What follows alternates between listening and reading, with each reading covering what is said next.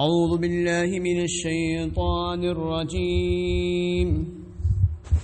بسم الله الرحمن الرحيم. والناسيات غرقا والناشدات نشتا والسابحات سبحا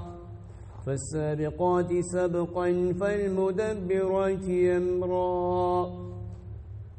يوم ترجف الرادفة تتبعها الرادفة قلوب يومئذ واجفة أبصارها خاشعة يقولون أئنا لمردودون في الحافرة أئذا كنا عظاما نخرة قالوا تلك إذا كرة خاسرة فإنما هي جزرة واحدة فإذا هم بالساهرة هل أتاك حديث موسى إذ ناداه ربه بالوادي المقدس طوى اذهب إلى فرعون إنه طغى فقل هل لك إلى أن تزكى وأهديك إلى ربك فتخشى فأراه الآية الكبرى فكذب وعسى ثم أدبر يسعى فحشر فنادى فقال أنا ربكم الأعلى فأخذه الله نكال الآخرة والأولى إن في ذلك لعبرة لمن يخشى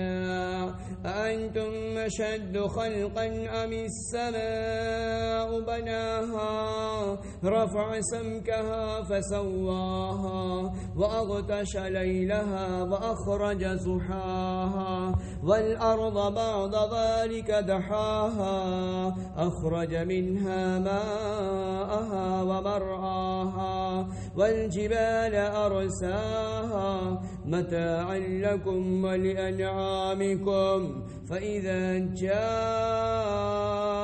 الطامة الكبرى يوم يتذكر الإنسان ما سعى وبرزت الجحيم لمن يرى فأما من طغى وآثر الحياة الدنيا فإن الجحيم هي المأوى وأما من خاف مقام ربه ونهى النفس عن الهوى فإن الجنة هي المأوى يسألونك عن الساعة أيان مرساها فيما أنت من ذكراها إلى ربك